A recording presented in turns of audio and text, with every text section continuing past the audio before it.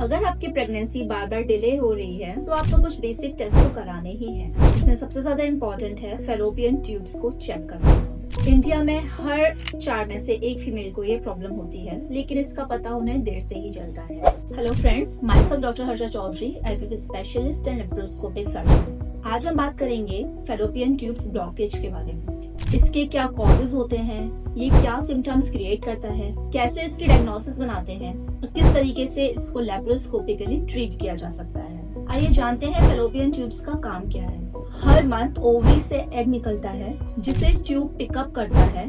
Tubes के अंदर ही egg का फर्टिलाइजेशन होता है और यही फर्टिलाइज्ड एग हमारा यूट्रस तक जाता है। तो अगर ट्यूब्स ब्लॉक होंगी तो ऑब्वियसली नेचुरल प्रेगनेंसी तो पॉसिबल है ही नहीं। अब ट्यूब्स ब्लॉक क्यों होती हैं?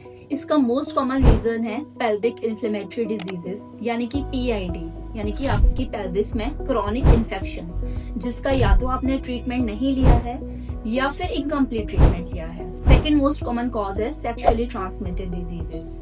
नेक्स्ट जो इंडिया में बहुत ज्यादा कॉमन है वो है ट्यूब्स का TB होना यानी कि ट्यूबरकुलोसिस होना। फोर्थ रीजन इसका एंडोमेट्रियोसिस हो सकता है, जिसकी वजह से पूरी ट्यूब्स और आपकी ओवरी की एनाटॉमी खराब हो जाती है।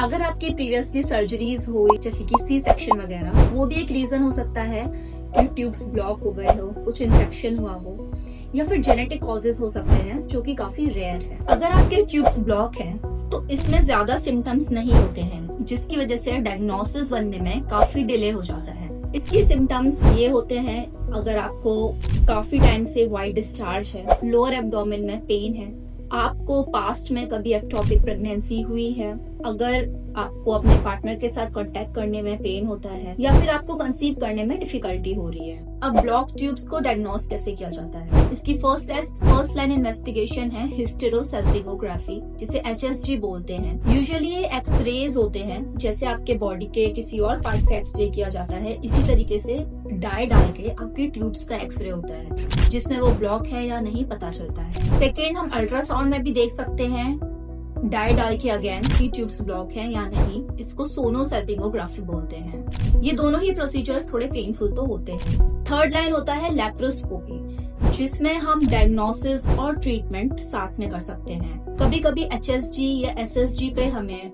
कुछ ट्यूब्स जिसमें ब्लॉकेज होती है, वो हो सकता है कि लेप्रोस्कोपी में जब हम डाई डालें तो डायग्नोसिस क्लियर हो जाए में हमें ब्लॉकेज ना मिले। तो इसका गोल्ड स्टैंडर्ड इज लेप्रोस्कोपी। ये देखते हैं कि ट्यूब्स कहाँ कहाँ ब्लॉक हो सकती हैं। ये यूट्रस से ट्यूबल ओरिजिन होता है।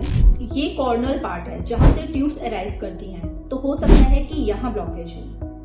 सेकेंडली हो सकता है कि ट्यूब के बीच में ब्लॉकेज हो, जो कि इन्फेक्शंस वगैरह की वजह से हो सकता है। तीसरा, ट्यूबल एंड पे ब्लॉक हो सकती है, जिसमें ये जो फिम्ब्रिया है इन सब का ब्लॉकेज होता है, जिसकी वजह से ट्यूब्स में पानी भर जाता है, जिसको हम हाइड्रोसेल्पिंग्स कहते हैं। और तीनों ही तरीके के ब्लॉकेज का ट्रीटमेंट भी अलग अलग है। अगर हमारा प्रॉक्सिमल या स्टार्टिंग में ही ट्यूब्स ब्लॉक है तो ये हिस्ट्रोस्कोपी करके, कैनुलेशन करके इसको क्लियर ऑफ किया जा सकता है।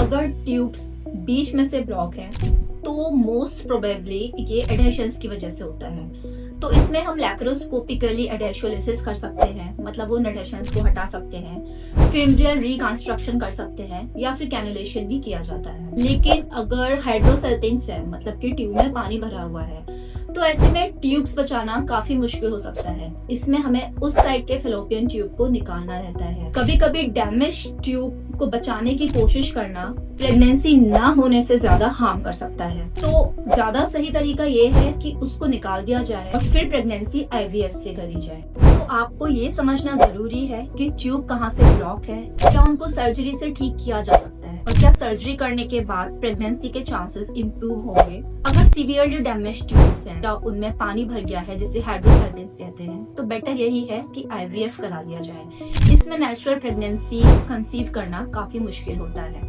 अगर आप प्रेगनेंसी के लिए 1 साल से ज्यादा ट्राई कर रहे हैं और कंसीव नहीं कर पा रहे हैं, या फिर अगर आपकी एज 35 ईयर से ज्यादा है और आपको ट्राई करते करते 6 महीने से ज्यादा हो गया है, तो प्लीज अपने फैलोपियन ट्यूब जरूर चेक करवाइए।